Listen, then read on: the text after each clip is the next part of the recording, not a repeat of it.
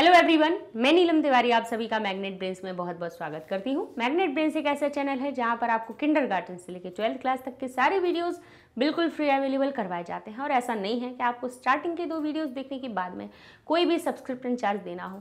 100% free education मिलती है आपको मैग्नेट ब्रेन्स चैनल पे, चाहे IIT हो, JEE, NEET, NTSC olympiad, CUET, आपको जो भी तैयारी करनी हो, बैंकिंग, SSC की, सब बिल्कुल कीजिए पैसे की चिंता किए बिना मैग्नेट ब्रेन्स चैनल पे, जहाँ पे आपको बिल्कुल बेस्ट टीचर्स के साथ में बेस्ट एजुकेशन मिलती है आपको 100% फ्री।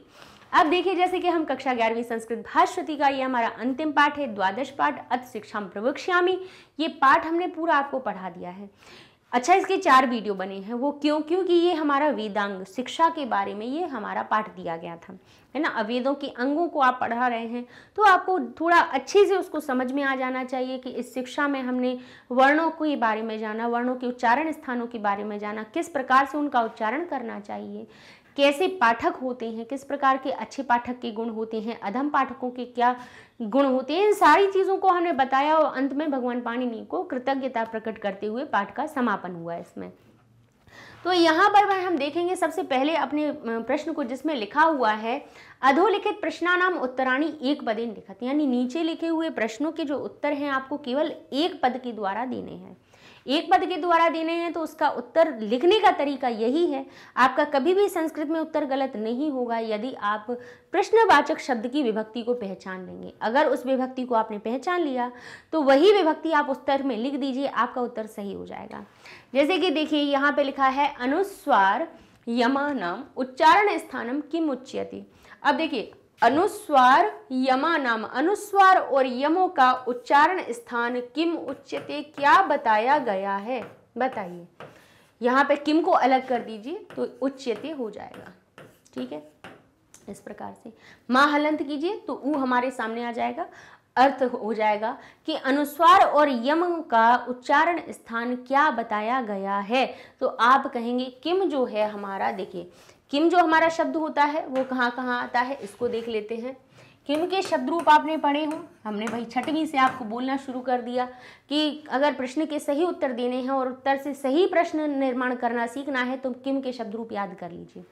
तो किम जो हमारा है वो प्रथमा और द्वितीया दोनों में ही अपना एक वचन में रूप बनाता है किम, ठीक है। तो किम का अर्थ क्या भी निकलता है, कौन भी निकलता है और किसको भी निकलता है। क्यों? क्योंकि द्वितीया विभक्ति है, जहां पे द्वितीया लगी होती है उस शब्द में को का अर्थ जोड़ देती है, तो किसको भी निकलता है, ठीक है। तो अब हमें यहाँ पर देखना है कि ये क्या कह रहे हैं कि अनुस्वार यम का उच्चारण स्थान क्या है, ठीक है। किसको कहते हैं, ठीक है। किसको कहते हैं तो कहेंगे किसको कहें, अब हम प्रथमा माने या क्या कहें, तो कहें हम प्रथमा विभक्ति मान लेते हैं। यदि हम इसको किम को प्रथमा विभक्ति मानेंगे तो हमारा जो उत्तर बनेगा वो क्या बनेगा, क्योंकि अनुस्वार का और यम वर्णों का उच्चारण स्थान नासिका होती है। अनुस्वार की ध्वनि कहाँ से निकलती है, अनुनासिक वर्णों की ध्वनि कहाँ से निकलती है, हमारी नासिका से निकलती है। नासिका से निकलती है तो अगर हम प्रथमा विभक्ति में इसका रूप लिखेंगे तो हम कहेंगे नासिका, और किम यदि हम द्वितीया का मानेंगे तो हम कहेंगे नासिकाम, ठीक है। तो हम दोनों प्रकार से इसका उत्तर लिख सकते हैं, लेकिन प्रथमा विभक्ति में लिखने से हमारा उत्तर और स्पष्ट हो जाएगा कि अनुस्वार और यमों का उच्चारण स्थान क्या है, क्या कहा गया है, तो आप कहेंगे नासिका कहा गया है। बस उत्तर समाप्त आपका, ठीक है। ऊष्मणः गति गतिविधा, ऊष्मण की गति, ऊष्म वर्ण की गति के बारे में यहाँ पे पूछा गया है कि ऊष्म वर्ण कितने प्रकार से परिवर्तित होता है। तो यहाँ पे ऊष्म वर्ण आपके जो शिक्षा में जो श्लोक दिए हुए हैं उसमें श, स, य, ह के बारे में नहीं कहा गया है। यहाँ पे जो ऊष्म वर्ण है वो विसर्ग के अर्थ को बताने के लिए दिया गया है। तो ऊष्मन यानी ऊष्मणः यानी ऊष्म वर्ण की गति गतिविधा कितने प्रकार की होती है, विसर्ग की गति कितने प्रकार की होती है, कितने प्रकार से परिवर्तित होता है, 8 प्रकार से। अब जहां पर भी आपको गति दिखे समझ जाना, वहां पे आपको संख्या का उत्तर लिखना है। और कहीं पे संख्या के नीचे आपके सामने अगर रेखांकित कर दिया जाए और कहें आप प्रश्न बनाइए, तो संख्या के स्थान पे कति लिख दीजिएगा, आपका प्रश्न निर्माण हो जाएगा। यही तरीका है प्रश्न से उत्तर देने का, उत्तर से प्रश्न बनाने का। ठीक है, तो यहाँ पे कति के स्थान पे हम लिख देंगे अष्ट और विधा में उसको जोड़ देंगे और ये आपका उत्तर बन जाएगा। ठीक है, अगला प्रश्न है वेदस्य मुखम किम स्मृतम, वेद के मुख किसको कहा गया है। अब यहाँ पे किम स्मृतम किसको कहा गया है, तो आप कहेंगे व्याकरणम, व्याकरण को। ठीक है, चलिए अब देख लेते हैं हम अगला प्रश्न। लिखा है अज्ञानांधस्य लोकस्य चक्षुः पाणिना कया उन्मीलितम। अज्ञान से अंधी लोक को, संसार के चक्षुओं को पाणिनि के द्वारा कया उन्मीलितम, पाणिनि के द्वारा किनको खोला गया। जैसे कहें संसार के जो अज्ञान से अंधे आंखें थी उनको पाणिनि के द्वारा कया किसके द्वारा खोला गया, किसके द्वारा खोला गया। कहेंगे अज्ञान को खोलने के लिए तो भाई ज्ञानांजन, ज्ञान के अंजन की शलाका के द्वारा, तो ज्ञानांजन शलाकया, यहाँ पर ज्ञान रूपी अंजन की शलाका के द्वारा। ये सब एक सामासिक पद बना हुआ है और समस्त पद में ये हमारा रूप बना हुआ है ज्ञानांजन शलाकया, ज्ञान रूपी अंजन की शलाका के द्वारा। ठीक है, क्योंकि यहाँ पे कया जो है उसमें तृतीया विभक्ति का एक वचन का रूप लगा है, तो शलाका जो शब्द है, शलाका वो कैसा होता है, तृतीया का एक भाई कौन सा शब्द है ये हमारा शलाका, आकारांत शब्द है। भाई इसमें जब अगर तृतीया विभक्ति लगाई जाएगी तो जैसे लता लतया बन जाता है, तो शलाका भी शलाकया बना हुआ है। ठीक है, इस प्रकार से हम विभक्ति को पहचान के उत्तर भी ढूंढ सकते हैं, क्योंकि हमें पद्यांश दे दिए जाते हैं, श्लोक दे दिए जाते हैं, गद्यांश दे दिए जाते हैं। तो आपने जैसे यहाँ देखा कि यहाँ तृतीया विभक्ति लगी हुई है, तो शलाकया आप इसमें युक्त जो शब्द है उसको आप लिख देंगे। ठीक है, अगला प्रश्न है निरुक्तम वेदस्य किम उच्यते, निरुक्त को वेद का क्या कहा गया है, क्या कहा गया है, श्रोतम, श्रोत कहा गया है, कान कहा गया है। पुत्रान, पुत्र को, हरंती, हरण करती हुई, ले जाती हुई, व्याघ्रितान काभ्याम ना पीड़ित, पुत्र जो व्याघ्री होती है उनको यानी उन पुत्रों को काभ्याम किससे नहीं पीड़ित करती है, किससे चोट नहीं पहुंचाती है, दंष्ट्राभ्याम अपनी दाढ़ों से, अपनी दाढ़ों से। काभ्याम भ्याम आना चाहिए उत्तर में, किससे ना पीड़ित, किससे पीड़ा नहीं पहुंचाती है, अपनी दाढ़ों से पीड़ा नहीं पहुंचाती है। चलिए ठीक है, इस प्रकार से चलिए देख लेते हैं अगला प्रश्न। लिखा है अधोलिखित प्रश्नानाम उत्तराणि पूर्ण वाक्य लिखत, नीचे लिखे हुए प्रश्नों के उत्तर आपको पूर्ण वाक्य में लिखना है। अब ये पूर्ण वाक्य आपको पूरा उसमें अर्थ समावेश करके ही आपको उत्तर लिखना है, एक पद में नहीं लिखना है। तो वर्णविदः किम प्राहु, वर्णविदों ने क्या कहा है, वर्णविदों ने क्या बताया है कि वर्णों के जो विभाग हैं उनको वर्णविदों ने बताए हैं कि स्वरतः कालतः स्थानात् प्रयत्नानुप्रदानात् प्रदानतः इति वर्णविदः प्राहु। वर्णानाम विभाग, वर्णों के विभाग स्वरतः स्वर से होते हैं, काल से होते हैं, स्थान से होते हैं। वर्ण के विभाग बढ़ते हैं कि नहीं बढ़ते हैं, स्वर के हिसाब से हमने उदात्त, अनुदात्त और स्वरित इस प्रकार से विभाग किए। वर्णों के विभाग हमने स्वर के अनुकूल किए, काल के अनुसार किए, ह्रस्व किए, दीर्घ किए और प्लुत किया। स्थान के अनुसार भी कंठव्य कह दिया, तालव्य कह दिया, दंतव्य कह दिया, ओष्ठ कह दिया। क्यों? क्योंकि उनके स्थान के प्रयत्न के अनुसार अनुद किस प्रकार से होना चाहिए, उसका प्रयत्न किस प्रकार से, आंतरिक प्रयत्न हो रहा है, बाह्य प्रयत्न हो रहा है।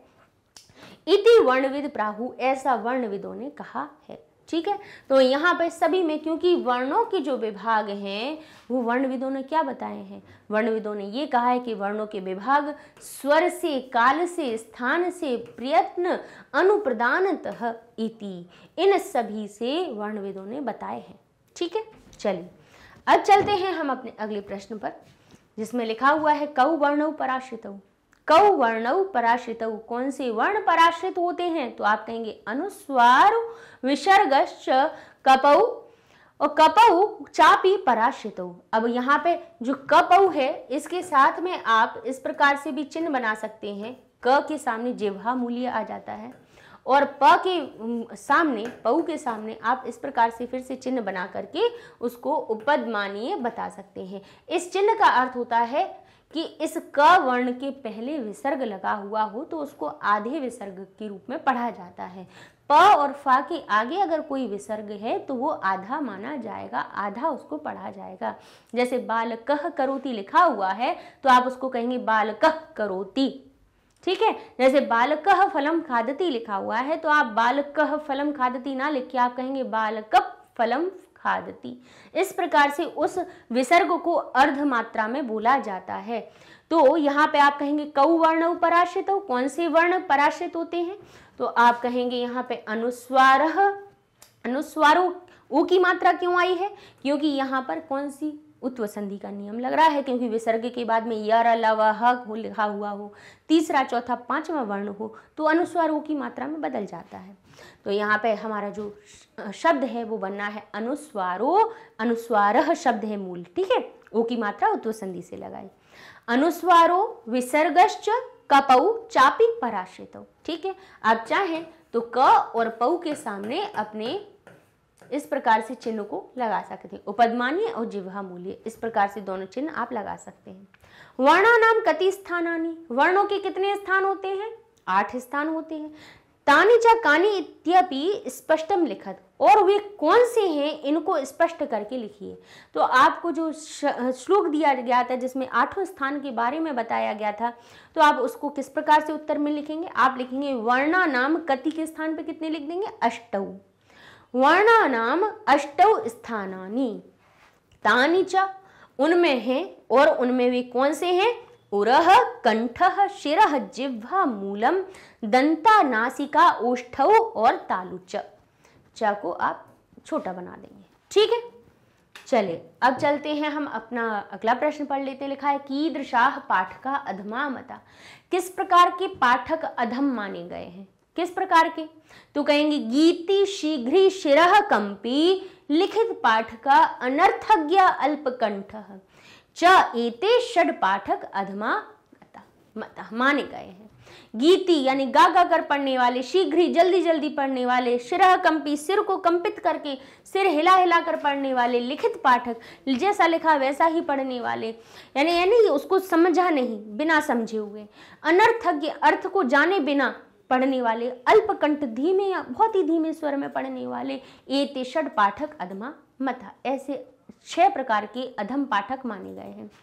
पाठका नाम गुणा की मता, और पाठकों के गुण कौन कौन से माने गए हैं? तो कहेंगे माधुर्यम, अक्षर व्यक्ति, पदच्छेदः, सुस्वरः, धैर्यम, लय समर्थम च एते षड पाठका नाम गुणा मता। ये 6 पाठकों के गुण माने गए हैं कि माधुर्यम यानी मधुरता के साथ में, अक्षर व्यक्ति वर्णों को अच्छी प्रकार से जानने वाला, पद का छेद करके, पद को भिन्न करके, तोड़ करके, स्वर के साथ में, धैर्य के साथ में, आराम आराम से, और लय समर्थम लय युक्त जो पढ़ता है वो पाठक के गुण माने जाते हैं। ये 6 प्रकार के पाठक के गुण माने जाते हैं। किम प्रोक्तवते पाणिनये नमः, किम प्रोक्तवते बोले किस वजह से पाणिनि को नमन कर रहे हैं? तो कर रहे हैं कृत्सनम व्याकरणम प्रोक्तवते, यानी क्या उन्होंने ऐसी क्या रचना की, क्या बताया जिसकी वजह से हम पाणिनि को नमः कह रहे हैं? तो कहेंगे कृत्सनम व्याकरणम, संपूर्ण व्याकरण को, संपूर्ण व्याकरण शास्त्र को प्रोक्तवते बनाने वाले भगवान पाणिनि को नमः है, ठीक है। तो किम प्रोक्तवते, क्या उन्होंने ऐसा उच्चारण, क्या उन्होंने बनाया, क्या रचना की है, क्या रचा जिससे पाणिनि को नमः किया जा रहा है? तो क्या रचा? कृत्सनम व्याकरणम, संपूर्ण व्याकरणम, ठीक है। तो अब देख लेते हैं हम अपने अगले प्रश्न को, जिसमें लिखा है अधोलिखित कथनेषु रेखांकित पदानि आदृत प्रश्न निर्माणम कुरुत। अब इसमें आपको अधोलिखित कथनेषु, नीचे लिखे हुए जो कथन है उसमें रेखांकित पदानि, जो रेखांकित पद हैं जिनको रेखांकित किया गया है उनको क्या करना है? आपको प्रश्न निर्माण करना है। उनके स्थान पर आपको क्या करना है? उनको हटा करके आपको ऐसा प्रश्नवाचक शब्द लिखना है जिससे कि प्रश्न बन जाए। जैसे कहा कि राम गांव गया, तो आपसे अब इसमें प्रश्न बनाना है, गांव को रेखांकित कर दिया तो कहेंगे राम कहाँ गया, तो कहाँ लगाने से वही गांव हटा दिया, कहाँ लगा दिया, प्रश्न बन गया। तो यहाँ पर भी यही बात होती है कि संस्कृत में भी हमें उन्हीं पदों को पकड़ना है जिनके नीचे रेखांकित किया गया है, जिनके नीचे रेखा अंकित कर दी गई है, ठीक है ना। तो हमने इसको हमने आपको कई बार देखिए 10वीं कक्षा तक आते आते हमने वैसे बहुत अच्छे से समझा दिया है कि प्रश्न निर्माण कैसे किया जाता है, फिर भी और समझा देते हैं कि आपको पूरे वाक्य से कुछ लेना देना नहीं है। जैसे यहाँ लिखा है चत्वारश्च यमः स्मृता, चत्वारश्च यानी चत्वारः च, और 4 प्रकार के यमः स्मृता, यम स्मृत यानी माने गए हैं। कितने माने गए हैं, कहेंगे 4 माने गए हैं। अब लेकिन हमें इन सब चीजों से कुछ नहीं करना, हमें रेखांकित पद को पकड़ना है। रेखांकित पद हमसे क्या कह रहा है, यमाह। अब यमाह शब्द का मूल पकड़ लीजिए। 3 चीजें पहचान ली आपने तो आपका प्रश्न निर्माण बिल्कुल सही होगा। कैसे 3 चीजें पहचानी है, लिंग, विभक्ति, वचन, कि ये जो शब्द है वो किस लिंग का है, पुल्लिंग है, स्त्रीलिंग है या नपुंसक लिंग है, किस विभक्ति का और किस वचन का है। कैसे पहचान पाएंगे, जब आपने शब्द रूप याद किए होंगे। तो जैसे कि हमने ये देखा, हमारा ये मूल शब्द क्या है, यम। यम वर्ण जब हमने पूरा पाठ पढ़ा दिया तो हमने यमाह जो लिखे हुए हैं, हम बता रहे थे आपको ये कि ये बहुवचन की बात है कि 4 यम हैं, यम वर्ण 4 होते हैं, बताए थे आपको। तो अब ये हमारा मूल शब्द हमें क्या मिला, यम मिला। यम कैसा शब्द दिख रहा है आपको, हमें अकारांत शब्द दिख रहा है। अकारांत शब्द दिख रहा है क्योंकि भाई माँ को अगर आप तोड़ेंगे तो माँ में से अ निकल रहा है कि नहीं, तो ये अकारांत शब्द हुआ। कैसे रूप बनेंगे, बालक जैसे रूप बनेंगे।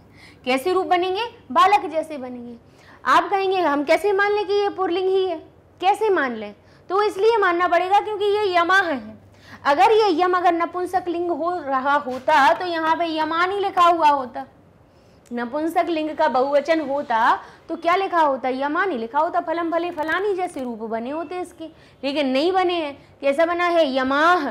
तो भाई बड़या की मात्रा विसर्ग केवल 2 जगह आती है, या तो भाई बालिका के रूप हम देखें, आकारांत के रूप देखें, तो बालिका प्रथमा विभक्ति में जब आप रूप देखेंगे तो क्या बनते हैं, बालिका एक वचन में, द्विवचन में हम कहते हैं बालिके, और बहुवचन में कहते हैं बालिका।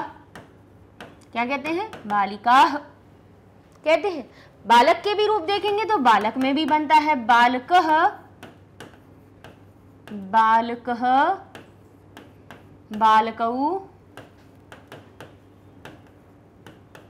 और बालकाः, ठीक है।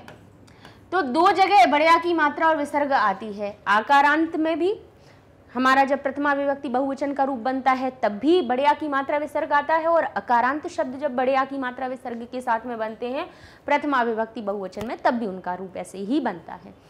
तो अब हमें ढूंढना पड़ेगा कि कहीं भाई यम जो शब्द है वो आकारांत है या अकारांत है, यानी जिसका अंत बड़े आ की मात्रा से हो रहा है या छोटे आ की मात्रा से हो रहा है। तो कहेंगे यम हमें दिखाई दे रहा है कि ये किससे अंत हो रहा है, यम हमारा अकारांत बन रहा है। तो रूप इसके कैसे बन रहे हैं, बालक जैसे। जैसे बालकः हमारी प्रथमा के बहुवचन में बनता है बालकाः, तो यम बन गया यमाः। क्या बन गया, यमाः, ठीक है। अब हमने इसको क्या पहचाना, हमने इसकी 3 चीजें पहचानी।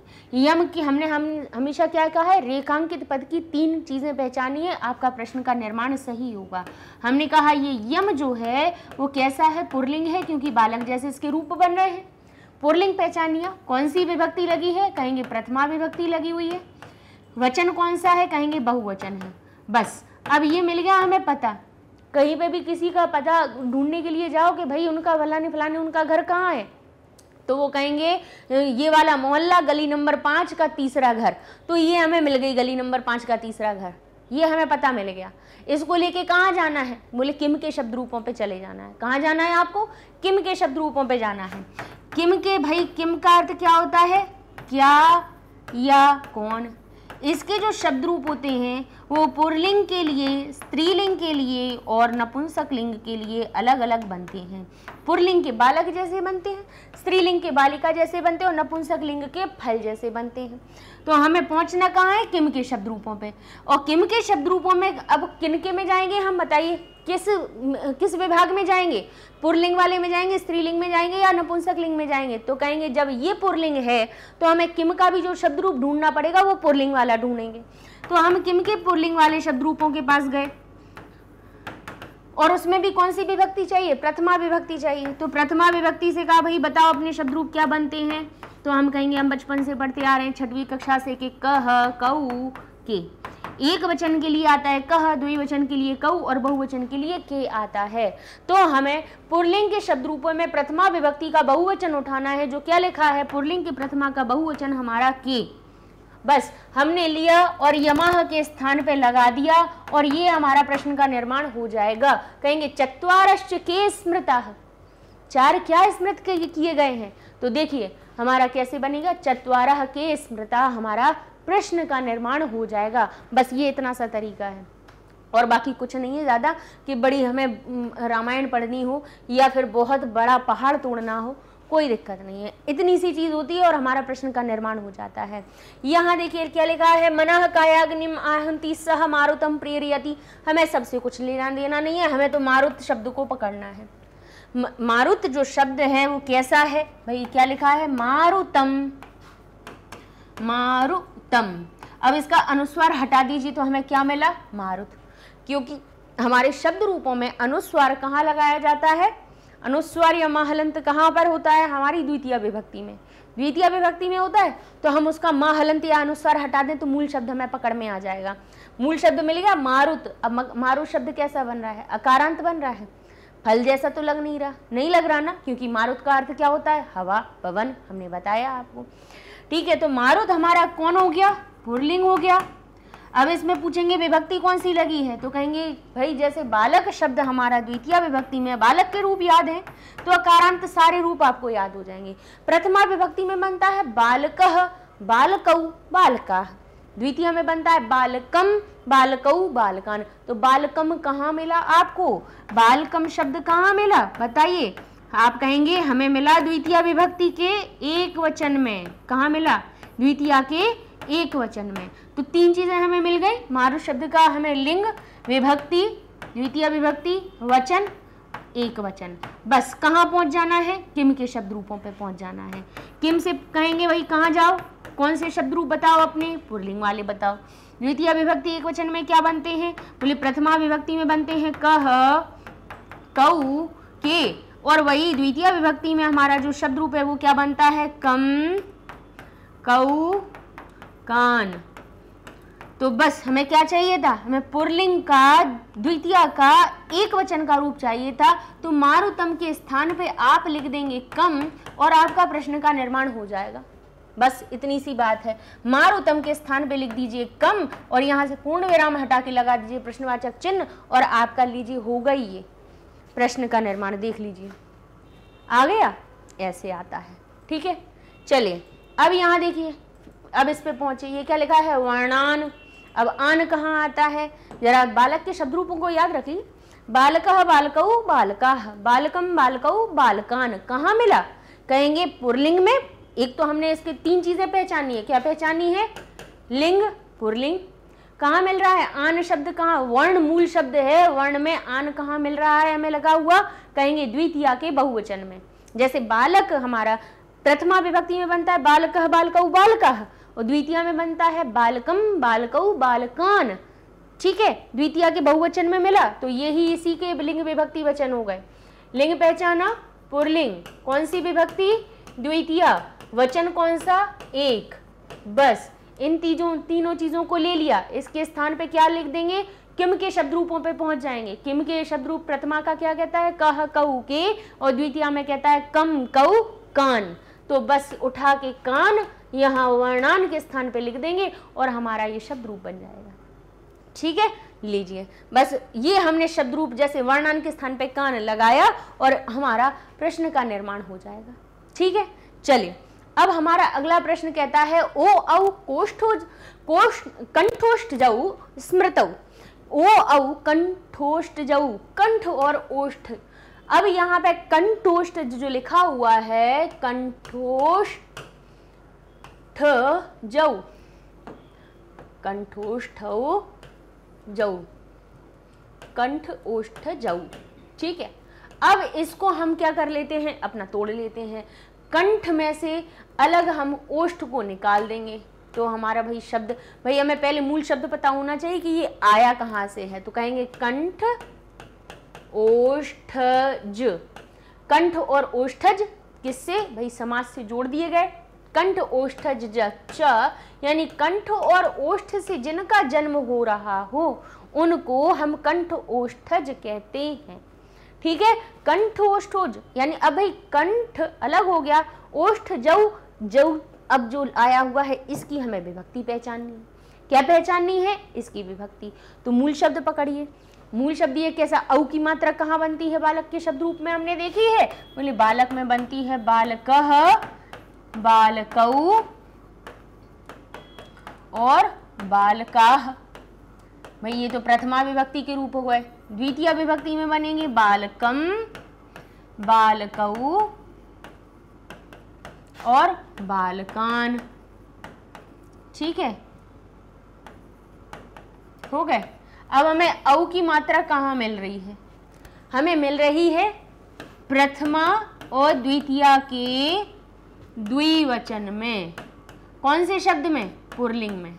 और नपुंसक लिंग में भी नहीं मिलते हैं, ना ही हमारे कहाँ मिलते हैं, ना ही नपुंसक लिंग में मिलते हैं, ना ही स्त्रीलिंग में मिलते हैं। केवल औ की मात्रा जो द्विवचन में मिलती है वो हमारे पुल्लिंग अकारांत शब्दों में मिलती है। ठीक है, तो अब हमें की तीन चीजें पता चल गई। क्या चल गई? हमें मिल गया पुल्लिंग, हम चाहे प्रथमा कह दें चाहे द्वितीया, बात एक ही है, क्योंकि इसके जो रूप भी बनते हैं वो भी प्रथमा द्वितीया के द्विवचन के समान होते हैं। तो हम कहेंगे इसमें हम प्रथमा लिख लेते हैं कि प्रथमा विभक्ति और द्विवचन की बात हो रही है। ऐसे समझ में नहीं आए तो ऐसे लिख लीजिए, पूरा बता देते हैं, प्रथमा का द्विवचन।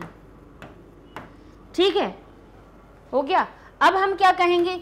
अब यहाँ पर एक आपके सामने क्या आती है, एक हम आपको कंडीशन बता रहे हैं। जैसे यहाँ क्या लिखा है, ओ औ कंठोष्ठ जऊ स्मृतौ, कि ओ औ जो होते हैं वो कंठोष्ठज माने जाते हैं। उनको क्या माना जाता है? उनको कंठ ओष्ठज माना जाता है, यानी कंठ और ओष्ठ की ध्वनि से ओ औ निकलते हैं। ये हमने बताया, क्योंकि ओ आप बोलिए तो कंठ से ध्वनि निकलेगी और ओ जो हमारे ओष्ठ हैं यानी होंठ हैं वो भी उसको बोलने में सहायता करते हैं। तो यहाँ पे ओ औ के ये जो कंठ ओष्ठज जो शब्द बन रहा है वो बन रहा है विशेषण, संज्ञा नहीं बन रहा है। संज्ञा तो ये है, संज्ञा ये दोनों है कि ओ औ कैसी है, बोले कंठोष्ठज है, कंठ और ओष्ठ से उत्पन्न होने वाली है। तो ये शब्द क्या बन रहा है? विशेषण बन रहा है। क्या बन रहा है? विशेषण। संज्ञा शब्दों के लिए अब याद रखिए, संज्ञा शब्द हो, संज्ञा शब्द जो भी होते हैं, संज्ञा शब्दों का जब प्रश्न का निर्माण किया जाए तो उसके लिए हम जाते हैं कहाँ पे? लिंग विभक्ति वचन लेकर के किम के शब्द रूपों पर। कहाँ जाते हैं? किम के। लेकिन यदि अगर कोई विशेषण आ जाए तो विशेषण के लिए हमें जाना पड़ता है कीदृश के शब्दों के पास में, और कीदृश के भी रूप पुल्लिंग, स्त्रीलिंग और नपुंसक लिंग के लिए अलग बनते हैं। किम के अगर आपको पुल्लिंग, स्त्रीलिंग, नपुंसक लिंग की याद है तो कीदृश के भी वैसे ही रूप बनते हैं। ठीक है, तो हमें कहाँ जाना है अब? क्योंकि ये विशेषण है तो हम अब किम के शब्द रूपों के पास नहीं जाएंगे, हम कीदृश के शब्द रूपों के पास जाएंगे और उससे कहेंगे कि बताओ अपना पुल्लिंग के प्रथमा का द्विवचन का रूप कैसा बनता है। तो कहेंगे हम जो सहायता है वो किसकी ले लेंगे? हम अपने बालक जैसे रूप की ले लेंगे या किम के रूप की ले लेंगे। तो जैसे हमारा प्रथमा विभक्ति में रूप क्या बनता है? कीदृशौ, कीदृशः, और द्विवचन में क्या बनता है? कीदृशौ। क्या बनता है? कीदृशौ। बालक ही जैसे रूप दिख रहे हैं उसके, कीदृशः जैसे बालक बना एक वचन में बालकः प्रथमा विभक्ति में, तो कीदृश बना कीदृशः। प्रथमा के द्विवचन में जैसे ही बालक बना बालकौ तो कीदृश भी बन गया कीदृशौ। तो हमें क्या करना है? हमें द्विवचन का ही रूप लेना है। तो कंठोष्ठ जो शब्द लिखा है कंठ ओष्ठ जऊ, तो इसके स्थान पे भी हम विशेषणवाची शब्द कौन सा ले लेंगे? कीदृशौ, जो कि पुल्लिंग भी है, प्रथमा विभक्ति द्विवचन का रूप बनता है। और इस प्रकार से हम कंठोष्ठ जऊ शब्द के स्थान पे अगर कीदृशौ लिख देंगे तो हमारा प्रश्न का निर्माण हो जाएगा। ठीक, तो अब देखिए अगला हमारा जो शब्द है या फिर हमारा वाक्य है जो क्या कहता है, पाणिनीना, पाणिनि के द्वारा, अज्ञानजम तमः, अज्ञान से जन्मे तम को, विमलैः, विमल यानी शुद्ध, शब्द वारी भी है, शब्द की वारी यानी शब्द रूपी जल के द्वारा भिन्नम, भिन्न कर दिया गया, अलग कर दिया गया। तो यहाँ पर हम देखेंगे अज्ञानजम शब्द क्या बन रहा है, विशेषण बन रहा है, विशेषण बन रहा है जिसमें क्या लगा हुआ है, म हलंत या अनुस्वार बना हुआ है, लिखा हुआ है। तो हम क्या कहेंगे, लिंग विभक्ति वचन पहचानेंगे। तो ये क्या लिखा है, अज्ञानजम, तो विशेषण के लिए कीदृश शब्द का प्रयोग करेंगे, तो अज्ञानजम शब्द भी हम कैसा प्रयोग करेंगे, द्वितीय विभक्ति वाला, तो यहाँ हो जाएगा कीदृशम। ठीक है, क्या हो जाएगा, कीदृशम लगा देंगे। पाणिना, पाणिनीना, पाणिनि के द्वारा, कीदृशम किस प्रकार के तम को, किस प्रकार के अंधकार को, विमलई शब्द वारी भी भिन्नम, किस प्रकार के तम को की कर दिया गया, तो कहेंगे अज्ञानजम तमः, अज्ञानजम, तो वो विशेषण बन रहा था, इसीलिए हमने कीदृश शब्द का प्रयोग किया यहाँ पे। चलिए अब अगला हमारा जो यहाँ पे प्रश्न है वो कह रहा है, संगम वेदम अधीत्य ब्रह्मलोके महीयते। सा अंगम, अंगों के साथ में, किन के अंगों के साथ में, वेदों के अंगों के साथ में, वेदम, वेदम संगम अधीत्य, यानी वेदों को, वेदम को अलग कीजिए तो यहाँ अ लग जाएगा और हम कह देंगे अधीत्य यानी पढ़ करके, वेदों को वेदम अधीत्य यानी अध्ययन करके, कैसे अध्ययन करके, स अंगम, अंगों के साथ में अध्ययन करके, क्या लिखा हुआ है, ब्रह्मलोके महीयते। तो कहेंगे हमें बाकी चीजों से क्या लेना देना, हम तो इसको पकड़े, किसको, रेखांकित पद को। क्या लिखा है, ब्रह्मलोके, किसी स्थान की बात आ जाए, स्थान कैसे पहचानते हैं हम, सप्तमी विभक्ति युक्त शब्द लिखा हुआ होता है, सप्तमी विभक्ति युक्त शब्द होता है तो समझ लीजिए वो स्थान की बात हो रही है, क्योंकि कहाँ की लिखी है, ब्रह्मलोके महीयते, ब्रह्मलोक में महानता प्राप्त करता है। तो स्थान के लिए हमारे पास एक अव्यय होता है बड़ा अच्छा, जिसका नाम क्या होता है, कुत्र। क्या होता है, कुत्र। किसी भी स्थान की बात आ जाए और स्थान के जगह पे आपको क्या बनाना हो, प्रश्न का निर्माण बनाना हो, प्रश्न बनाना हो, तो आप उस स्थान को हटाइए, कुत्र लगा दीजिए और आपका क्या बन जाएगा, प्रश्न बन जाएगा। ठीक है, क्योंकि स्थान कहीं ना कहीं आधार होता है। क्या होता है, आधार। और आधार क्या कहलाता है, अधिकरण कारक। और अधिकरण कारक के लिए ही हमें, हमारे पास या तो हम सप्तमी विभक्ति का प्रयोग कर देते हैं, या तो हम सप्तमी विभक्ति का प्रयोग कर देते हैं। तो यहाँ पे हम भाई कस्मिन लिख सकते हैं, लेकिन कस्मिन की जगह पे, कस्मिन का अर्थ हो गया किसमें, कस्मिन अगर हम लगाते हैं, सप्तमी विभक्ति का यहाँ पे कस्मिन लगाते हैं तो भी सही होगा, लेकिन उससे भी अच्छा हमारे पास जब ये एक साधन है, सरल चीज़ लिखी हुई है, तो हम उसी का प्रयोग कर लेंगे, कुत्र लिख देंगे। समय अगर पूछा जाए तो कदा लिख दीजिए, संख्या हो, रेखांकित हो तो कति लिख दीजिए, आपका प्रश्न निर्माण हो जाएगा। इतना सरल है, थोड़ी से हमें इन अव्ययों को याद रखना है और आपके आराम से प्रश्न का निर्माण हो जाएगा। तो देखिए कैसे बना हमारा, चत्वारश्च के स्मृता मनः। अपनी किताब उठाइए, प्रश्न मिलाते जाइए, देखिए कि कैसे हमने अपने शब्द रूपों को हटा करके प्रश्नवाचक शब्दों को लगा दिया और प्रश्न का निर्माण कर दिया। मनः कायाग्निम आहंति सह कम प्रेरयति, सोदीर्णो मूर्धन्यभेतो मारुतः वक्रमापाद्य कान जनयति। औ कीदृश स्मृतौ पाणिनिना कीदृशम तमः विमलै शब्दवारिभिः भिन्नम संगम वेदम अधीत्य कुत्र महीयते। ठीक है, तो ये प्रश्न बन गए आपके। अब हमारा चतुर्थ प्रश्न कहता है, श्लोकान्वयम समुचित पदई पूर्यत। श्लोकों के अन्वय को आपको समुचित पद से पूर्ण करना है। अब आती है जब अन्वय की बारी, तो आपको बिल्कुल भी चिंता करने की जरूरत नहीं है। पूछिए क्यों? क्योंकि अन्वय जो होता है वो क्या कहलाता है, श्लोक को क्रमबद्ध तरीके से लिखना। अगर श्लोक में कहीं पे संधि है तो उसको तोड़ लीजिए, उसको तोड़ करके संधि, क्योंकि भाई और तोड़ना कैसे आसान है, क्योंकि भाई हमने जब पाठ पढ़ाया है तो एक एक शब्द को कहीं पर भी छोटी सी भी अगर चापी में भी संधि आई हुई है, अगर चापी भी लिखा हुआ है तो हमने उसको भी आपको विच्छेद करके बताया है कि ये च और अपी शब्द से मिलकर बना है, और तोड़ने के तरीके भी बताए हैं कि आप किस तरह से विच्छेद कर सकते हैं। समझाया है?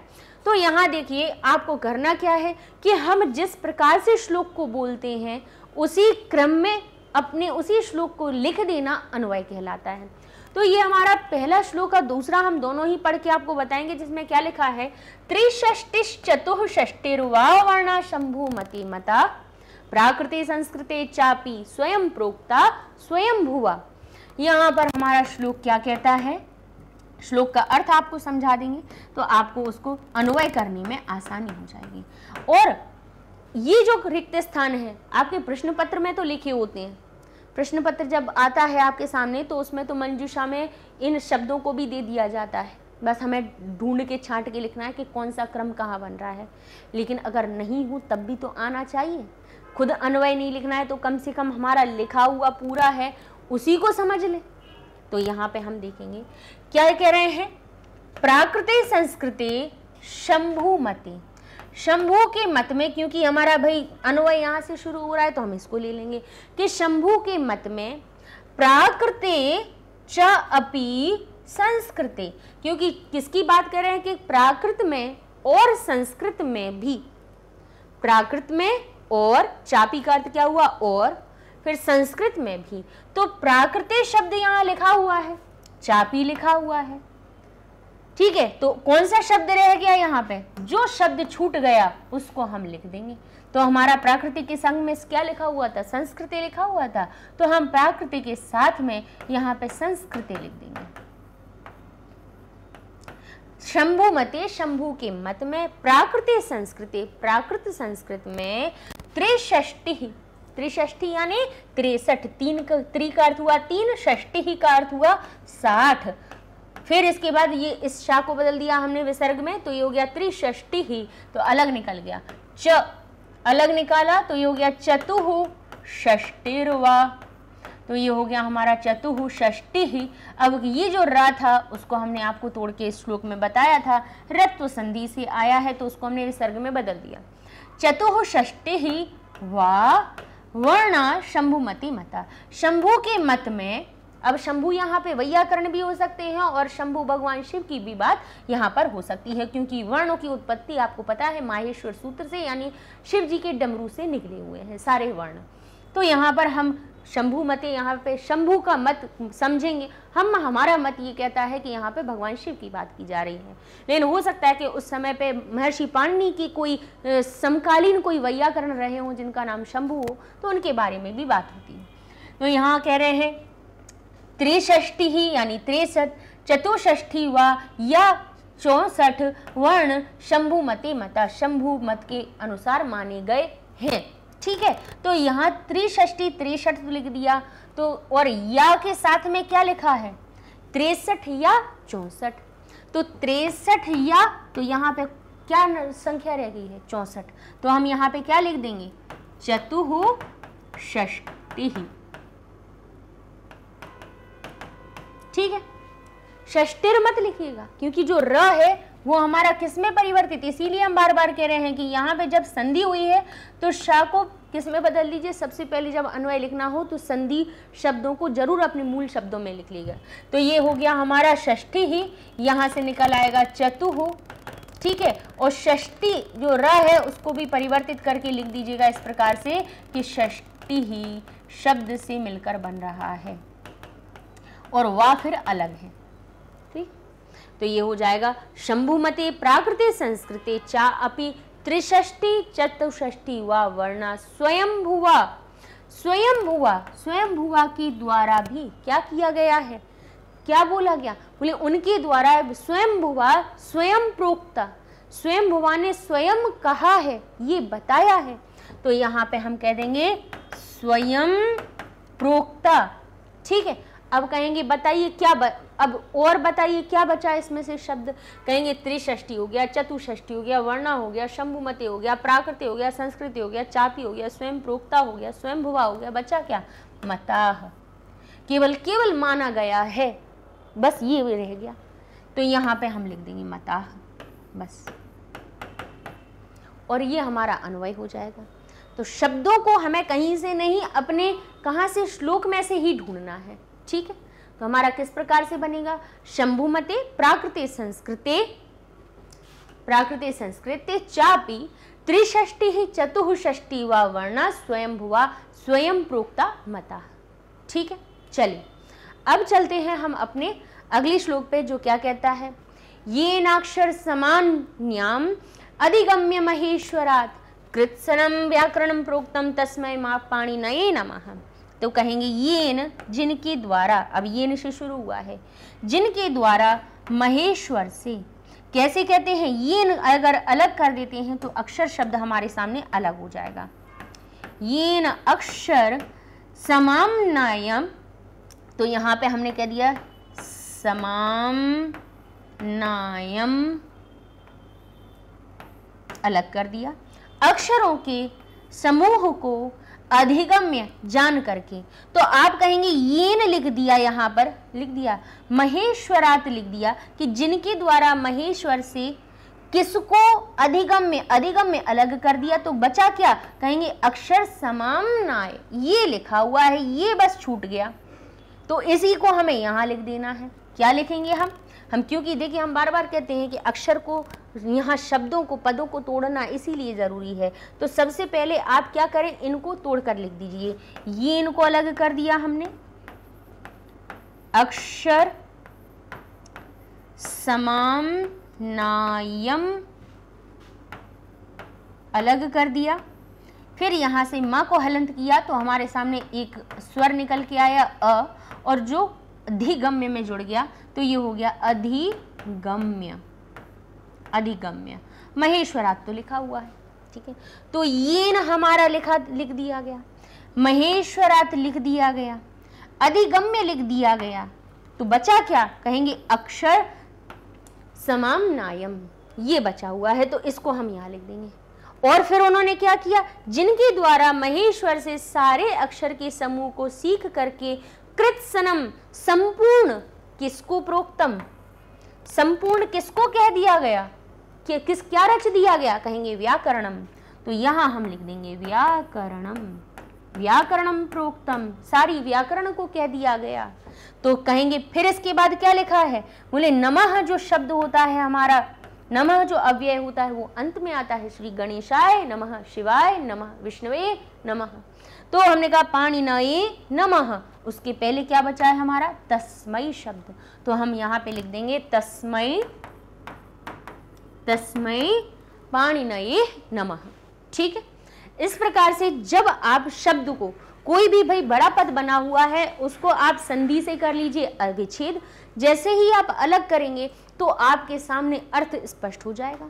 तो देख लीजिए हमारा इसी प्रकार से बना, यहाँ पे हम कहेंगे यहाँ पे ये न महेश्वरात, जिसके द्वारा महेश्वर से अक्षर समाम नायम अधिगम्य कृत्सनम व्याकरणम प्रोक्तम तस्मै पाणिनये नमः।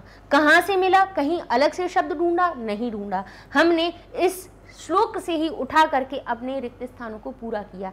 लेकिन कर कब पाया, जबकि हमने इन बड़े पदों को संधि के द्वारा तोड़ दिया, उनके अलग अलग अक्षरों को लिख दिया, तभी समझ में आ पाया कि येन का प्रयोग हो चुका है, अधिगम्य का प्रयोग हो चुका है, तो बचा क्या है हमारे पास बचा है यहाँ से अक्षर, बढ़िया की मात्रा को जब हम विग्रह करेंगे तो अक्षर अलग निकलेगा, हमारा अक्षर समाम्नायम अलग निकलेगा और अधिगम्य अलग हो जाएगा। इस प्रकार से आप बहुत आराम से अन्वय को कर सकते हैं। ठीक है, चलिए अब हमारा अगला प्रश्न कहता है अधोलिखित श्लोक अयो भाव समुचित पदई पूर्यत। नीचे लिखा हुआ जो श्लोक है, दो श्लोक दिए हुए हैं, इनके भाव को आपको यहाँ पे समुचित पद भी दे दिए गए। ठीक है, भावार्थ देखिए कितना सरल हो गया है कि आपको स्वयं तो लिखना नहीं है कुछ भी, पूरा भावार्थ लिखा हुआ होता है, पूरा अन्वय लिखा हुआ होता है, बीच के शब्द बस हटा दिए जाते हैं, बस उनको थोड़ा समझना है। कैसे समझना है, श्लोक के अर्थ से। अब यहाँ पे हमारा श्लोक जो कहता है उसको हम पढ़ेंगे, भाव को पढ़ेंगे और हम यहाँ पे उन शब्दों को ढूंढेंगे कि कौन सा हमारा शब्द किस श्लोक से संबंधित बन रहा है। ठीक है, चलिए तो हम पहले सबसे पहले श्लोक को पढ़ाएंगे, उसके बाद भावार्थ पढ़ाएंगे। तो व्याघ्री यथा हरेत पुत्रान दंष्ट्राभ्याम न तु पीड़येत भीता पतन भेदाभ्याम तद्वद वर्णान प्रयोजयेत। तो यहाँ लिखा हुआ है हरेत पुत्रान दंष्ट्राभ्याम, यानी दाढ़ों के द्वारा। व्याघ्री कौन सी, कैसी व्याघ्री, व्याघ्र किसको कहते हैं, बाघ को। व्याघ्री कौन होती है, बाघिन। ठीक है, व्याघ्र शब्द में कौन सा हमारा गी प्रत्यय लग जाता है, स्त्री प्रत्यय लग जाता है, व्याघ्र व्याघ्री बन जाता है। ठीक है, तो कैसी व्याघ्री की बात हो रही है, भीता व्याघ्री, डरी हुई जो जैसे बाघिन, पतन भेदाभ्याम, गिरने और चुभने, पतन यानी गिरना, भेद यानी चुभने, दोनों के ही डर से, यथा जैसे अपने पुत्र को दंष्ट्राभ्याम, दाढ़ों के द्वारा पकड़ती है, ना तो पीड़ित लेकिन पीड़ा नहीं पहुंचने देती है, तद्वद वर्णान प्रयोजित, उसी प्रकार से, तद्वत उसी प्रकार से हमें वर्णों का प्रयोजन करना चाहिए। तो यहाँ पे हम अब पहले भाव को, अब हमने ये अर्थ आपको समझा दिया। अब यहाँ पे भाव लिखा हुआ है, कस्यापि भाषया यदि, किसी भी भाषा का यदि उच्चारणम लेखनम व सम्यक ना क्रियते, यदि किसी भाषा का सम्यक उच्चारण और लेखन अगर नहीं किया जाता है, तदा तब श्रोता पाठका व सम्यक अर्थम अवगंतुम ना पारयति, तो फिर जो श्रोता और पाठक होते हैं वो सम्यक अर्थ को नहीं पहुंच पाते हैं, सम्यक अर्थ तक नहीं पहुंच पाते हैं। अतः इसीलिए सम्यक उच्चारणम सम्यक लेखनम च, इसीलिए सम्यक यानी सही उच्चारण और सम्यक लेखन और सही लेखन क्या है, कथितम कहा गया है, अस्त्र स्वरूप है, दंष्ट्राभ्याम दाढ़ों के द्वारा है, विचार अभिव्यक्तये अति ध्यानेन, विचार अभिव्यक्ति में अति ध्यानेन, या परम आवश्यक, तो कहेंगे अतः इसीलिए सम्यक उच्चारण और सम्यक लेखन परम आवश्यकम, परम आवश्यक होता है। इदम भावम एव अधिकृत्य पाणिनि शिक्षाया अस्मिन् श्लोके, इसी भाव को यहाँ पर पाणिनि शिक्षा की इस श्लोक में कहा गया है, तो हम लिखेंगे कथितम, कहा गया है कि यथा व्याघ्री, जैसे व्याघ्री पतन भेदाभ्याम, गिरने और चुभने के डर से भीता, डरी हुई, पुत्रों को हरती, पुत्रों को पकड़ती है, किससे, दंष्ट्राभ्याम अपनी दाढ़ों से, परम लेकिन, इसी प्रकार से, अब यहाँ पे परम का अर्थ होता है लेकिन, एतावत् ध्यानेन येन, और लेकिन ये भी ध्यान रखती है कि येन शावकेषु, जिसके द्वारा शावकों को दंताभ्याम दांतों से क्षतम सर्वथा न भवति, और ये भी ध्यान रखती है कि जिसके द्वारा दांतों से उनको क्षति बिल्कुल भी ना पहुंचे। यद्यपि, जबकि व्याघ्री के दंता एव, जो दंत होते हैं उसके क्या होते हैं, अस्त्र स्वरूप, दांत कैसे होते हैं, अस्त्र स्वरूप होते हैं। भाई आक्रमण करती है, किससे खाती है, बाघ हो तो बाघिन हो, या उनके जो दांत होते हैं, दाढ़ें होती हैं, वो क्या होती हैं, उनके अस्त्र होती हैं। तो यहाँ हम लिख देंगे तस्याह अस्त्र स्वरूपा, उसके अस्त्र स्वरूप है। एवमेव, इसी प्रकार से हमें वर्णों के, वर्णानाम प्रयोग करता, वर्णों का जो प्रयोग करता हो उसको भी वर्ण के प्रयोग करने में विचाराभिव्यक्तये अति ध्यानेन एव कर्तव्यः, अति ध्यान से ही उनका उच्चारण करना चाहिए, अभिव्यक्ति करनी चाहिए। तो ये इसका भाव बन जाएगा। ठीक है, चलिए इस प्रकार से लीजिए ये हम, भाई अगर हमने अपने श्लोक के अर्थ को ध्यान से पकड़ लिया तो उसका भाव भी हमें आसानी से आ जाएगा। ठीक है, चलिए और देख लेते हैं। लिखा हुआ है, अज्ञान अंधस्य लोकस्य ज्ञानांजन शलाकया चक्षुरुन्मीलितं येन तस्मै पाणिनये नमः। उन पाणिनि को नमः है जिन्होंने अज्ञान के, अंधस्य लोकस्य, अंधे, अज्ञान से अंधे संसार को, संसार के चक्षुओं को ज्ञान की अंजन की श्लाका के द्वारा उन्मीलितम, खोल दिया गया, जिनके द्वारा किसके द्वारा, ज्ञान की अंजन की, ज्ञानांजन शलाका, ज्ञान की अंजन की शलाका के द्वारा ज्ञान रूपी काजल की तीली, जैसे काजल लगाने की, सुरमा लगाने की तीली होती है, सिलाई होती है, उसी की बात यहाँ पर हो रही है कि जैसे ज्ञान की अंजन की शलाका के द्वारा, जिनके द्वारा अज्ञान रूपी, अज्ञान से अंधे संसार को के चक्षुओं को खोल दिया गया। तस्मै पाणिनये नमः, उन पाणिनि को मेरा नमस्कार है। तो यहाँ पर हमारा भाव किस प्रकार से बनेगा कि प्राचीन काल में गुरु शिष्य परंपराया, गुरु शिष्य की जो परंपरा के द्वारा ही एव सर्वम ज्ञानम प्रदीयते, इसमें सारा ज्ञान प्रदान किया जाता था। शनैः शनैः, धीरे धीरे पुस्तकानि, पुस्तक के स्वरूपम प्राप्नुवन्ति, पुस्तक का स्वरूप प्राप्त हुआ। येन जनाः जिसके द्वारा स्वाध्यायेन अपि ज्ञानम प्राप्तुम समर्था अभवन् जिसके द्वारा जो लोग थे वो स्वाध्याय के द्वारा भी ज्ञान को प्राप्त करने में समर्थ हो गए। पश्चात प्रारंभ, तो अब यहाँ पे हम ढूंढेंगे कि भाई यहाँ पे क्या प्रारंभ हुई, तो सबके हमें अर्थ लगा लेते हैं। जैसे नेत्रहीन का, अब नेत्रहीन का की के अर्थ निकलेगा क्योंकि षष्ठी विभक्ति लगी है, ठीक है। अब देखिए यहाँ पे वर्णोच्चारणम, वर्णों के उच्चारण, पाणिनये नमः आ रहा है, तो जहाँ पे नमस्कार की बात होगी वहां पे हम पाणिनय को लिख देंगे, तो ये हमारा भाई अंत में पहुंच जाएगा। ज्ञान रूपिण्या, ज्ञान रूपी, अब ज्ञान रूपी शलाका वाली बात आएगी तब हम उसको लिखेंगे। यहाँ पे लिखा है पाणिनि शिक्षा का, पाणिनि की शिक्षा का। अब यहाँ पे क्योंकि काकी के का अर्थ जुड़ा हुआ है तो यहाँ पे कहें पश्चात प्रारब्ध था, पश्चात उसके बाद में प्रारंभ हुई, तो क्या हुई, पाणिनि शिक्षा काकी के का अर्थ जुड़ा है, तो ये भी सही नहीं लग रहा है। तो सूत्र रचना अपि, सूत्र रचना भी प्रारंभ हुई, तो हम कहेंगे हाँ इसको हम लिख सकते हैं, तो हम इसको लिख लेते हैं। यहाँ हम लिख देंगे सूत्र रचना अपि, सूत्र रचना अपि, ठीक है। ये अवग्रह को हमने में बदल दिया है और कुछ परिवर्तन नहीं किया है। चाहे तो भाई इसको भी आप इसमें लिख दीजिए, नहीं लगे आपको कि भाई वहां तो अवग्रह का चिन्ह लगा हुआ था, यहाँ पे हमने इसको क्यों लिख दिया। पश्चात इसके बाद सूत्र रचना अभी प्रारब्ध था, सूत्र रचना भी हुई, प्रारंभ हुई। फिर इसके बाद कहते हैं वेद मंत्राणाम उच्चारणेन सह, वेद मंत्रों के उच्चारण के साथ में फिर क्या भी किसकी भी शिक्षा के रूप में प्रसिद्ध हुआ। भाई वेद के मंत्रों का जब उच्चारण किया तो उसके साथ ही फिर लोगों ने क्या सीखा कि वेद के मंत्रों का अगर उच्चारण करना सीखना है तो हमें किसकी शिक्षा के रूप में प्रसिद्ध हुआ, किसकी शिक्षा पहले आई कि हमें पहले भाई वेद के मंत्रों का अगर उच्चारण करना है तो हमें किसका उच्चारण करना पड़ेगा, तो कहेंगे वर्णोच्चारणम, वर्णों के उच्चारण की शिक्षा के रूप में पहले प्रसिद्ध हुआ, शिक्षाया रूपे प्रसिद्धम। तो हम कहेंगे वेद मंत्राणाम, वेद मंत्रों के उच्चारण के साथ ही वर्णोच्चारण भी शिक्षा के रूप में प्रसिद्ध हुआ, क्योंकि यही सामने आई बात कि अगर वर्णों का उच्चारण ही लोग नहीं कर पाएंगे तो वेद के मंत्र किस प्रकार से पढ़ पाएंगे। तो यहाँ पे हम लिख देंगे वर्णोच्चारणम, वर्णोच्चारणम अपि शिक्षाया रूपे प्रसिद्धम अभवत्। अस्मिन् प्रसंगे, इस प्रसंग में ही, इसी प्रसंग में ही किनका भी विशिष्ट स्थानम, किसका विशिष्ट स्थान है।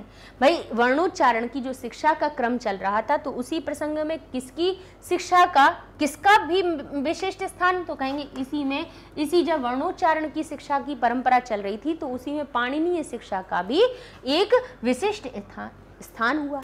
अतएव कवि अत्र, इसीलिए यही यहाँ पर कवि ने कथयति, कहते हैं कि अज्ञानेन, अज्ञान के द्वारा, अज्ञान के द्वारा कैसा, बोले जो अंधे, नेत्रहीन, अंधे को आप क्या कहेंगे, अज्ञान के द्वारा कैसा था, अंधस्य लोक, तो कहेंगे कैसे, बोले अंधे, अंधे को क्या कहा जाता है, नेत्रहीन भी कहा जाता है, और लोकस्य लिखा ही हुआ है, तो हम कहेंगे अज्ञान के द्वारा जो नेत्रहीन लोकस्य को पाणिनीय शिक्षा के द्वारा, पाणिनीय शिक्षा के, अब किसकी बात आ जाएगी, ज्ञान की, ज्ञान रूपी अंजन श्लाका के द्वारा नेत्रमा, नेत्रों को क्या कर दिया गया, येन, जिनके द्वारा क्या कर दिया गया, उद्घाटितम, खोल दिया गया, तस्मय, उन पाणिनये, हम उन पाणिनि को, वयम यानी हम, हृदय, हृदय के द्वारा नमस्कारम कुर्मः, नमस्कार करते हैं।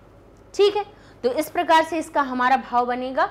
तो अब हम यहाँ पर जगह कम होने की वजह से हम यहाँ पर आपको दिखा देते हैं कि किस प्रकार से हम लिखेंगे, कि यहाँ से शुरू कर लेते हैं कि पश्चात, इसके बाद में सूत्र रचना अपि प्रारब्धा, सूत्र की रचना भी प्रारंभ हुई, वेद मंत्राणाम उच्चारण सह, वेद मंत्रों के उच्चारण के साथ में वर्णोच्चारण की शिक्षा का भी तब प्रसिद्ध हुई कि जब वेद मंत्रों का उच्चारण करना है तो वर्णों का उच्चारण शुद्ध होना चाहिए, और उसी काल में ही, उसी प्रसंग में ही पाणिनीय शिक्षा भी का भी विशिष्ट स्थान है। उसी प्रसंग में जब वर्णों के उच्चारण को सिखाया जा रहा था उस समय पे जो पाणिनीय शिक्षा है यानी वेदों की का अंग है, वेदांग है शिक्षा, वेदों को जानने के लिए वेदांग बनाए गए, और वेदांगों में से पहला वेदों का अंग होता है शिक्षा। तो उनमें सबसे जो प्रसिद्ध ग्रंथ है वो पाणिनीय शिक्षा है, जहाँ पर उच्चारण स्थान को कितना स्पष्ट तरीके से हमने इस पाठ को पढ़ा भी है। अतएव इसीलिए ही कवि ने यहाँ कहा है, कवि अत्र कथयति यत्, अज्ञानेन नेत्रहीनस्य लोकस्य पाणिनीय शिक्षाया ज्ञान रूपिण्या अंजन श्लाघया नेत्रमा येन उद्घाटितम तस्मै पाणिनये वयम हृदय नमस्कारम कुर्मः।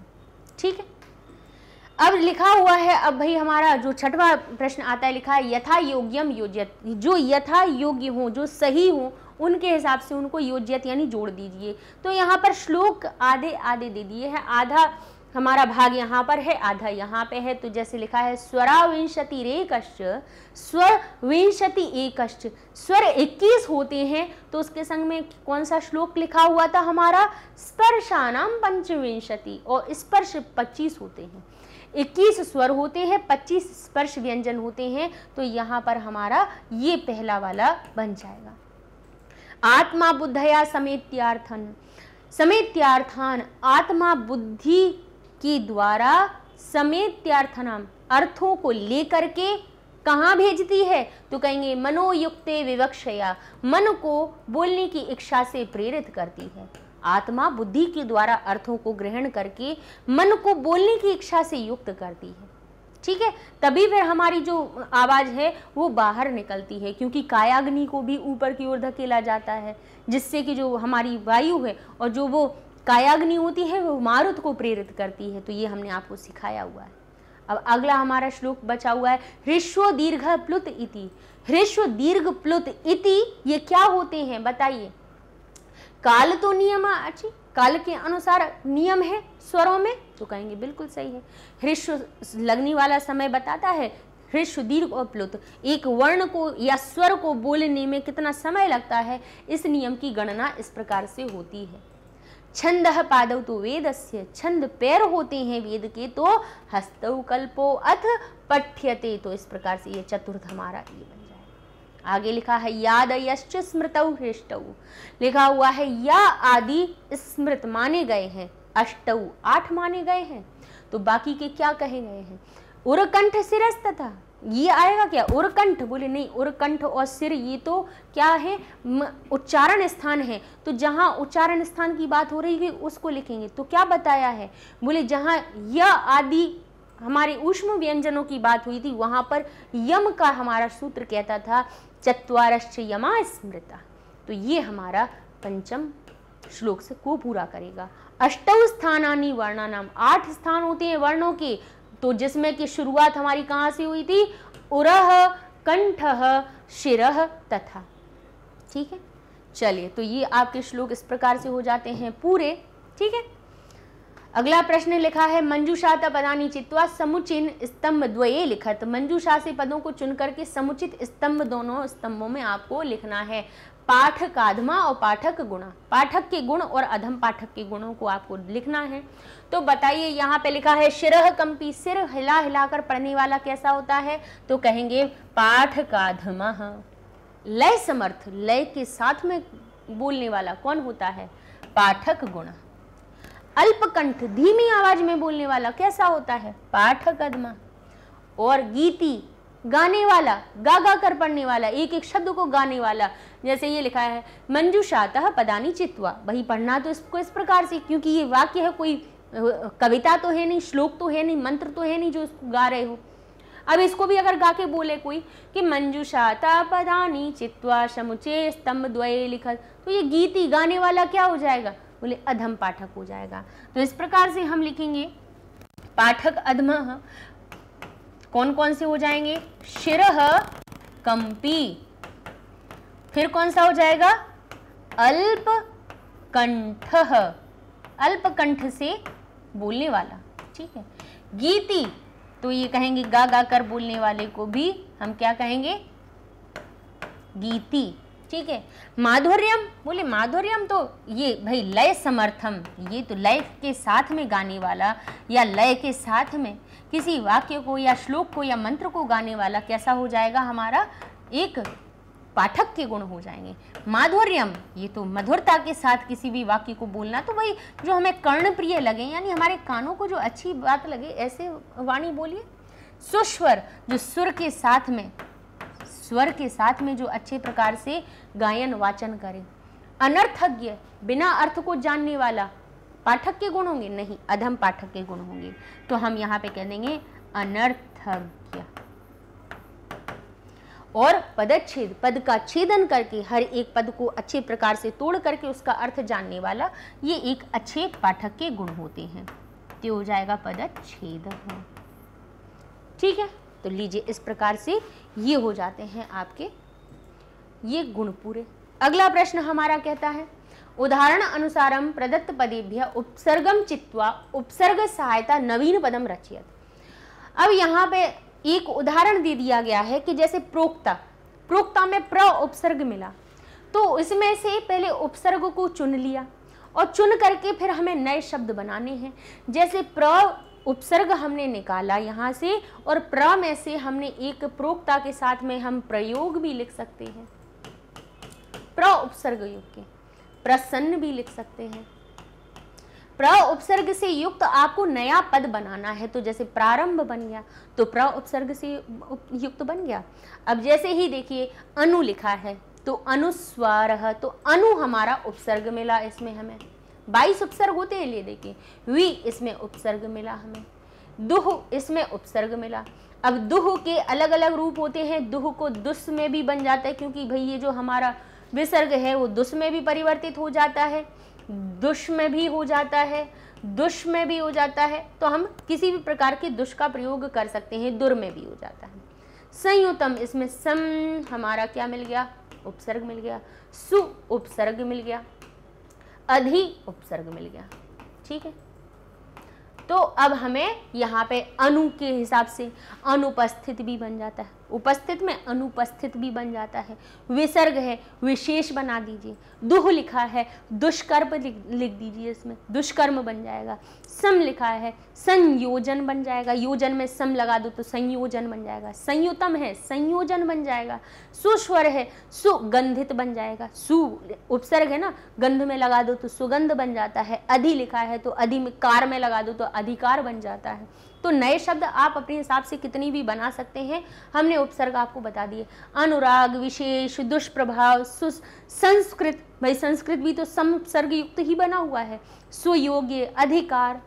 ठीक है, तो नए शब्द आप उपसर्ग हमने बता दिए हैं, उसके अनुसार आप कोई भी अपना शब्द बना सकते हैं, लेकिन शुद्ध होना चाहिए, नवीन पद बनाना है, अपने हिसाब से भी आप बना सकते हैं जो आपको अच्छा लगे। ठीक है, चलिए अब यहाँ पे समुचित पदेन रिक्त स्थानानि पूर्यत, समुचित पद के द्वारा आपको रिक्त स्थान की पूर्ति करनी है। ये भी हमारे कैसे हैं, ये सब हमारा जो श्लोक है, श्लोक के ही बीच का भाग छूटा हुआ है। जैसे लिखा है ऋकार एव सह, ऋकार जो होता है वह ही है, कैसा रहता है, अनुस्वार रहता है। ऋकार जो होता है वो अनुस्वार होता है, प्लुत होता है या विसर्ग होता है, तो कहेंगे ऋकार हमेशा प्लुत ही होता है। जो ऋकार होता है उसको शंभुमती इस व्याकरण के अनुसार कैसा माना गया है, प्लुत ही माना गया है। वर्णानाम विभाग, वर्णों के विभाग कितने हैं, शतधा, द्विधा या पंचधा, बोले 5 विभाग माने गए हैं। दंत्योष्ठ, दंत्य और ओष्ठ से निकलने वाला, दांत और ओष्ठ के सहयोग से निकलने वाला कौन सा होता है, क वर्ग होता है। बोले क तो हमारा जिह्वा, मूली और कंठ होता है, तो ये तो दंत होता है। तो दंत्योष्ठ कौन सा होता है, बोले दांत और ओष्ठ का दोनों का प्रयोग वह में आता है। वह तो हमारा जो दांत है वहां भी टकराती है ध्वनि, और हमारी ओष्ठ भी उसमें प्रयत्न करती हैं। ठीक है, तो ये हमारा ये हो जाएगा। इस प्रकार से लिखा है विज्ञ या आश्रय स्थान भागिनः, विज्ञ जाने जाते हैं आश्रय के स्थान के भागी। कौन, नासिक, क्या नासिका वाले आश्रय स्थान लेते हैं, नहीं। अनुस्वार याम, अनुस्वार यमः, अनुस्वार और यम, यहाँ पे अनुस्वार याम ने, अनुस्वार और यमः, अनुस्वार और यम, यम जो वर्ण होते हैं वो क्या आश्रय का स्थान करते हैं, नहीं। अयोगवाह, अयोगवाह यानी विसर्ग, तो यहाँ पे हमारा अयोगवाह सही हो जाएगा। छंदः, छंद क्या होते हैं, बोले पैर होते हैं। छंदः पादौ तु वेदस्य, हस्तकल्प, चक्षु कौन होती हैं, आंखें कौन होती हैं, ज्योतिष। शिक्षा क्या होती है, मुख होती है, श्रोत्र होती है, या घ्राणम, नासिका होती है। तो इस प्रकार से लीजिए, ये हो जाते हैं आपके, आप श्लोक पढ़े हैं तो ये रिक्त स्थान आराम से हो जाएंगे, कोई बड़ी परेशानी नहीं है। इस तरह से ये हमारा पाठ भी हो जाता है पूरा। और ये सारे वीडियोस आपको घबराने की ज़रूरत नहीं है। बच्चे पूछते हैं कि मैम कहाँ मिलेंगे, तो यूट्यूब पे प्लेलिस्ट बनी हुई है। 11th क्लास में जाएंगे तो संस्कृत की प्लेलिस्ट आपको पूरी मिल जाएगी, एनसीईआरटी की सारी वीडियो मिल जाएंगे आपको, ठीक है। 1 से लेकर 12 तक के सारे पाठ हमारे हो चुके हैं। एनसीईआरटी की किताब पुस्तक आज समाप्त हो रही है, इसके बाद व्याकरण शुरू करेंगे, ठीक है। जो भी आपकी व्याकरण आपकी परीक्षा के अनुसार, देखिए अलग से कोई पुस्तक नहीं है, लेकिन परीक्षा के लिए जो भी आपकी बताई गई है व्याकरण, उसको तो हम आपको पूरा करवाएंगे, ठीक है। एक एक आपके टॉपिक को लेकर के हर एक टॉपिक को अच्छी तरह से हम आपको पढ़ा देंगे। और ये सारे वीडियोस आपको देखिए यूट्यूब के साथ साथ हमारी मैग्नेट ब्रेन्स वेबसाइट पे भी मिल जाएंगे। गूगल टैब पे जाना है, लिखना है magnetbrains.com, एंटर करेंगे तो वेबसाइट का पेज ओपन हो जाता है। यहाँ पर आपको देखिए English medium, Hindi medium, NTSC olympiad, आपको जो भी पढ़ना है सब चीज़ें आपको यहाँ पर लिखी हुई हैं। और सारी चीज़ों के लिए ऐसा नहीं है कि केवल आपको जो इंग्लिश मीडियम और हिंदी मीडियम के जो कोर्स करवाए जाते हैं, यानी जो आपको NCERT पढ़ाई जाती है वही फ्री है। यहाँ पर सब कुछ फ्री है मैग्नेट ब्रेन्स चैनल पे। किसी भी कॉम्पिटिटिव एग्जाम की करनी हो, CUET, ओलंपियाड, दुनिया की कोई भी चीज़ पढ़नी हो पढ़ाई के लिए, मैग्नेट ब्रेन्स चैनल पे आपको किसी भी तरह की पढ़ाई के लिए कोई पैसा नहीं देना है। ऐसा नहीं कि वो 1-2 वीडियो दिखा दिए फ्री और चलो अब आ जाइए अब पैसे दीजिए, ऐसा कुछ भी नहीं है। अब देखिए क्लास 11th पे जाएंगे ना तो क्लास 11th की देखिए ढेर है, यानी जितना आपको जो भी पढ़ना है सब कुछ मिलेगा यहाँ पर। आप भास्वती पे जाएंगे तो यहाँ पे आपको भास्वती की सारी प्लेलिस्ट मिल जाती है। अब जिस वीडियो को देखना है उसको क्लिक कीजिए, आपके सामने वीडियो ओपन हो जाता है और इस तरह से आराम से आप ढूंढ सकते हैं अपने वीडियोस को। अच्छा, एप्लीकेशन भी डाउनलोड कर सकते हैं, उसमें भी आपको कोई परेशानी नहीं है, ना ही आपको कोई अलग से पैसे देने हैं, ठीक है। तो मिलते हैं नेक्स्ट वीडियो में। अब हम अपनी शुरू करेंगे व्याकरण को, तो मिलते हैं जल्दी ही नए टॉपिक के साथ में। तब तक के लिए धन्यवाद।